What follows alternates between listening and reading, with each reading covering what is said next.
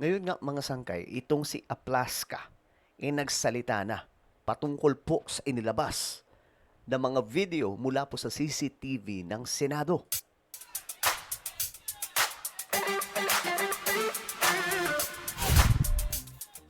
Yo, what's up guys? This is me. We are back. So shoutout po sa lahat ng mga solid sangkay na nagagwapuhan, nagagandahan dyan. Nako po, maraming salamat po sa inyong lahat. Sa inyong walang sawang suporta dito sa ating channel. Siyempre sa atin, no? At glory to God, salamat po. At nandito pa rin kayo from, I think may mga nanonood ngayon from 2019 up to now and nandito pa. So thank you so much guys. Shoutout po sa lahat ng mga Solid Sangkay. Comment down below hashtag Solid Sangkay kasama po ang inyong mga lugar para magkakilala po tayo. Alright, sa mga nanonood ngayon na hindi pa po nakakapag-subscribe, makikita nyo po yung subscribe button sa baba ng video na to. Okay? I-click nyo po yung subscribe, click ang bell, at i-click nyo po yung all. Sa mga nanonood po sa Facebook, i-follow nyo po yung ating Facebook page. Okay. So, ayun na nga, mga sangkay. Matindi to ngayon mga sangkay kasi may pasabog itong si Aplaska. Pakinggan po natin itong balitang to kasi ito po yung depensa. Nagkontrahan sina suspended Senate Sergeant at Arms Mao Plaska at Interior Secretary John Vic Remulla tungkol sa nangyaring barilan sa Senado. Git ni Plaska, spliced or pinutol ang CCTV footage para mag-iba ang kwento. Ang sagot naman ni Remulla, paano pinutol? May timestamp yan. Nasa frontline na balitang yan, Maricel Halili. Plaska pointed the gun towards the window. Ito ang CCTV footage ng pagbaril ni Senate Sergeant at Arms Mao Aplaska kahit kitang walang tao noong May 13. Ayan, wala daw tao. Pero mga sangkay, hindi dito yung tao, nasa likod eh. Ayon po sa kanilang report, nasa likod. Hindi po talaga dito, mga sangkay. So ngayon, nagkukontrahan po sila.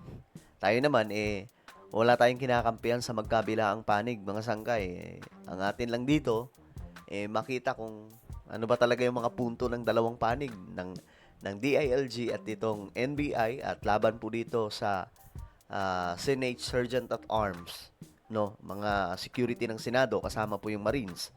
Ayan po mga sangkay. Nakatutok, pare-pareha silang nakatutok dito eh. Mind you, there was nobody there. There was no shots being fired at them. Giit pa ni Aplaska, spliced o pinutol ang CCTV footage na isinapubliko ng DILG. We are preparing the complete videos. Kasi what they did, they spliced the videos. Pero nang tanungin si Aplaska kung anong part ng footage ang pinutol, sabi niya lang, Bigyan mo kami ng konting panahon. welta naman dyan. Okay. So, sa madaling sabi, kung naglabas ang DILG ng video, maglalabas din po sila ng video na kompletos recados daw po. Marahil, kung totoo yan, mga sangkay, marahil yan pong sinasabi ni Jinggoy Estrada na itago yung CCTV. Kasi, nangyayari po yan mga sangkay na kapag halimbawa, 'di ba, yung iba na nasi set up, nangyari na po 'yan mga sangkay sa maraming tao na pag na set up, okay? Ang nangyayari, inaano, tawag dito pag sinit up ka, yung iba frame up, 'di ba? Yung dating pag na-sit up ka diyan, tataniman ka ng isang kasalanan sa CCTV na kung saan magmumukha kang guilty.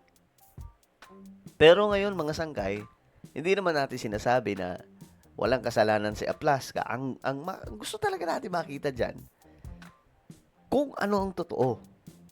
Since naglabas na po yung DILG ng video, kitang-kita din mga sangkay, lalong-lalo na po si Robin Padilla at saka si Bato Pambihira magkasama eh. Hindi ko alam kung makakasuhan dyan si Robin Padilla, anak ng Tokwa. Sabay sila pumuntang parking area, tapos sabay din sila umalis. Sakay ng Fortuner. So ngayon, mga sangkay, eto matindi. pinutol daw. May mga video, may part na pinutol. Ngayon, maglalabas daw po. I'm sure, bago mag-send ng copy or ng video, CCTV footage ang Senado, I'm sure naman na nakapag-kopya na po sila dyan. Imposibleng wala silang copy. Okay? Siguro, nagtabi na sila na just in case may mangyari, pwede nila yung gamitin. Kung tama si Aplaska. Kasi ang sabi ni Aplaska, sinabihan daw nila, itaas ang baril. Imbis na itaas, hindi daw ginawa. Tinutok, tapos paatras. Atras daw siya. Di ngayon, nag-warning shot. Yun ang paliwanag niya, mga sangkay. Pero, we don't know kung ano pa talagang totoo. Alam nyo ngayon nga, mga sangkay, medyo nalilito po ako sa mga nangyayari, di ba?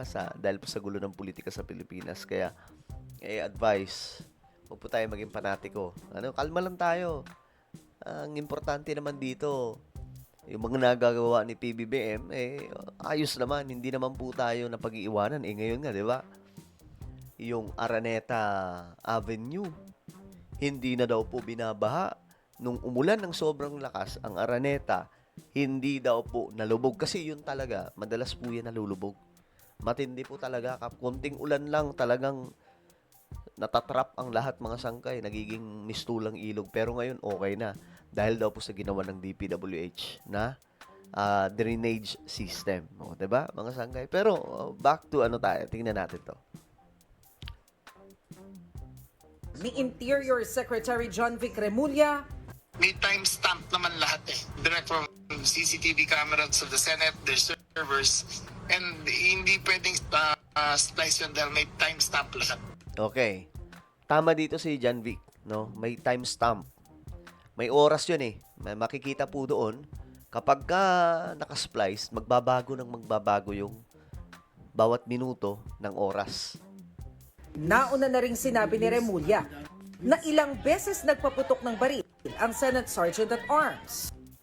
He fired 3 shots towards to the vicinity of the NBI agent. Pero sabi ni Aplaska, Warning shot, isa lang. magkasalungat din ang sinasabi ni Remulla at Aplaska kung under attack ang Senado. All evidence points that there was no attack on the Senate.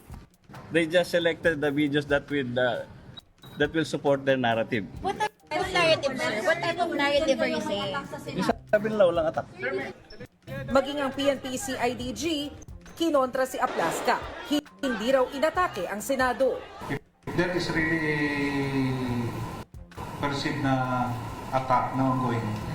We can ask the same OSAA, bakit nila inabandon yung lugar after na magkaroon ng shooting? Actually, may punto to.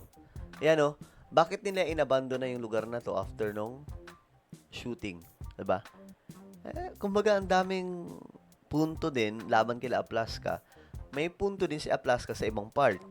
So, talagang, to ngayon, mga sangkay, dikdikan sa investigation. Ang hirap po kung saan tayo dito papanig, no? Pero, kalma lang, guys. Kalma lang. Bukod dyan, 44 na bala ang nakuha sa crime scene.